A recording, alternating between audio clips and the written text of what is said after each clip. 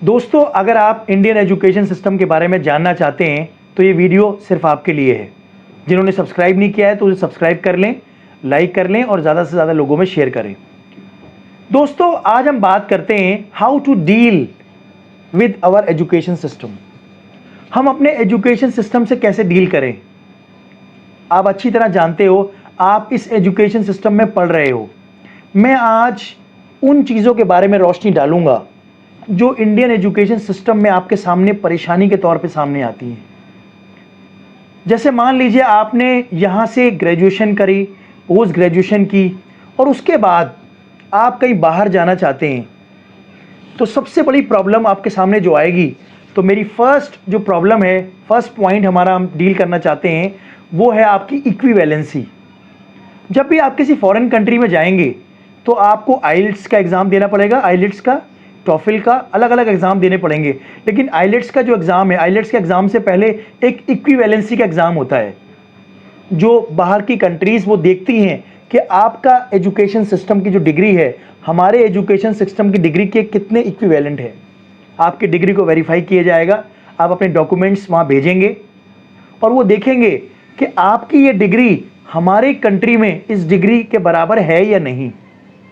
और मुझे बड़ा अफसोस होता है, कभी कभी बहुत सी डिग्रीज़, उनकी डिग्रीज से हमारा लेवल कम है, नीचे है। उसका रीज़न यही है, हमारा जो इंडियन एजुकेशन सिस्टम है वो बहुत ऑर्थोडॉक्स हो गया, पुराना हो गया है। उसको अपडेट करने की ज़रूरत है, उसको दुनिया के बराबर लाने की ज़रूरत है। मैंने काफ़ी एग्जाम्पल देखे हैं लोगों के। बहुत से लोग अपना पीजी की डिग्री जब इक्विवेलेंसी के लिए भेजते हैं तो उस पीजी की डिग्री का इक्विवेलेंस बाहर से क्या आता है, bachelor degree with 4 year course. यहाँ की पीजी की डिग्री वहाँ के बैचलर के 4 ईयर डिग्री के बराबर होती है। तो ये इक्विवेलेंस कहीं ना कहीं मिसमैच होता है। तो ये सबसे बड़ा जो प्रॉब्लम है यही है, equivalency of our degree with the foreign country.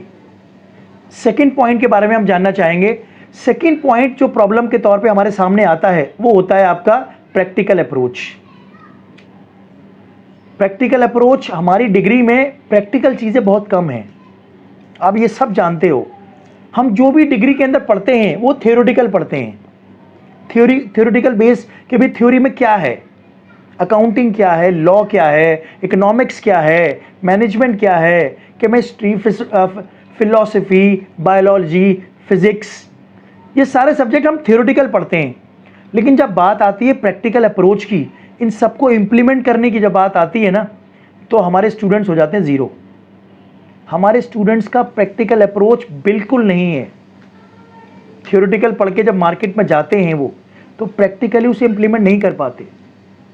बाहर की कंट्री में क्या है, अपने स्टूडेंट्स को वो लास्ट ईयर का पूरा सारा प्रैक्टिकल कराते हैं, वो प्रैक्टिकल ट्रेनिंग देते हैं उनको, फील्ड ट्रेनिंग होती है, इंटर्नशिप होती है। ये सारी ट्रेनिंग के बेसिस पे वो जब मार्केट में ग्रेजुएशन करके या पीजी करके बाहर जाते हैं मार्केट में, तो वो पूरी तरह तैयार होते हैं। हमारे ग्रेजुएट्स या पोस्ट ग्रेजुएट्स जब बाहर जाते हैं मार्केट में, तो उनके पास कोई प्रैक्टिकल एक्सपीरियंस नहीं होता, उनके पास कोई मार्केट एक्सपीरियंस नहीं होता। क्यों? क्योंकि उन्होंने सिर्फ थ्योरेटिकल पढ़ा है, प्रैक्टिकल एक्सपीरियंस से वो बहुत दूर हैं।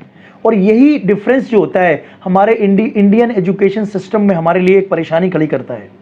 हमें इन एजुकेशन सिस्टम की प्रॉब्लम से डील करना है। हम अपने एजुकेशन सिस्टम के जो हमारे ऑफिसर्स हैं, हमारे एचआरडी मिनिस्ट्री के जो हमारे यूजीसी में, हमारे जो स्कूल्स के सिस्टम, जो ब्यूरोक्रेट्स हैं, जो पॉलिसी मेकर्स हैं, उनको हम बार बार ये कहते हैं कि हमारा जो सिस्टम है ना, हमारा जो सिलेबस है, हमारा जो पूरा करिकुलम है, उसको आप प्रैक्टिकल बेस्ड बनाइए। उसको आप ऐसा बनाइए कि हमारा स्टूडेंट जब बाहर निकले वो पूरी तरह तैयार हो, उसमें एक कॉन्फिडेंस हो, उसमें एक बिलीव हो कि यार मैं जो करके आया हूँ ना, अब मैं कहीं भी कर दूंगा, दैट्स इट। वो कोई भी चीज़ को आराम से कर ले। ये मेरा दूसरा पॉइंट था। तीसरा पॉइंट मैं आपके सामने रखने जा रहा हूँ। थर्ड पॉइंट जो हमारे एजुकेशन सिस्टम में बाहर निकल के आती है, वो आती है we read only syllabus books. हम सिर्फ सिलेबस बुक्स ही पढ़ते हैं। उससे स्टूडेंट का जो, जिसे कहते हैं ना, उसका दिमाग जो होता है ना, वो बहुत ही लिमिटेड हो जाता है, कुएं की मेंढक की तरह हो जाता है। एग्जाम्पल मैंने बार बार दिया आपको, कुएं की मेंढक की तरह होता है। दैट मीन्स कुएं के मेंढक को सिर्फ आसमान उतना ही नजर आता है जितना कुएं का सरकमफ्रेंस होता है। अरे भाई दुनिया बहुत बड़ी है, बाहर निकल के, कुएं से बाहर निकल के देखो कि कितना बड़ा आसमान है, कितनी बड़ी दुनिया है। ये सिर्फ कॉमर्स, साइंस और आर्ट्स की बुक्स ही आपकी जिंदगी नहीं है, और भी बुक्स हैं जिनसे आपकी पर्सनैलिटी डेवलप होगी, जिनसे आपका माइंड डेवलप होगा, जिससे आप आउट ऑफ बॉक्स थिंकिंग करोगे। अलग से सोचो, सोचना कैसा है ये सोचो, कोई काम करना कैसे वो सीखो। लोगों को सीखने के लिए भी सीखना आना चाहिए। सिर्फ सिलेबस की बुक्स पढ़ के आप लोग कामयाब नहीं होंगे। अपने आप को अंदर से तैयार करो, आने वाली जिंदगी को कैसे फेस करना है, उसके लिए चैलेंजेस को कैसे फेस करना है, उनके लिए अपने आप को तैयार करो।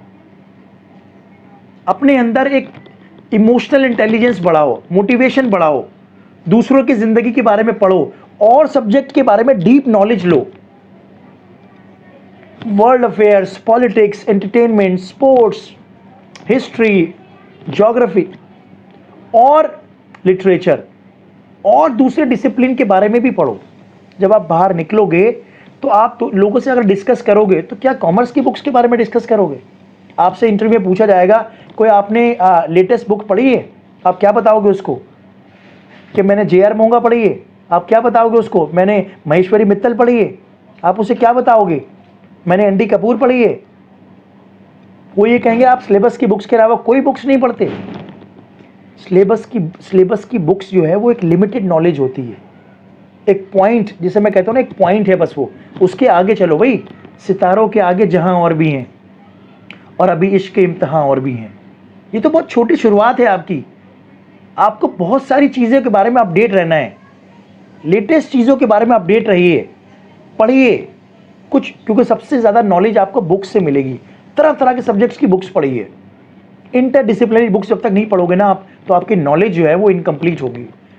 तो ये हमारा जो आज का वीडियो था ना, ये इंडियन एजुकेशन सिस्टम से हम कैसे डील करें, इसके ऊपर शायद मैंने थोड़ा सा ऑब्जर्वेशन आपके सामने डाला रखा है। आप इसके बारे में सोचिएगा और सोचिएगा हम इसको कैसे ठीक कर सकते हैं, और मुझे कमेंट करके बताइएगा कि आपको कैसा लगा ये वीडियो, और आपके कुछ और व्यूज़ हों तो प्लीज़ मुझसे शेयर कीजिएगा। ज़्यादा से ज़्यादा लोगों में ये सब्सक्राइब कीजिए, शेयर कीजिए, और मेरी नॉलेज को ज़्यादा से ज़्यादा लोगों में आगे तक पहुँचाएँ। शायद मेरी नॉलेज अगर 10% लोगों तक भी पहुंच जाती है तो मैं ये समझता हूं मेरी कोशिश कामयाब होगी। आज के लिए इतना काफ़ी दोस्तों, अगले वीडियो में आपसे दोबारा मुलाकात होगी। Thank you very much.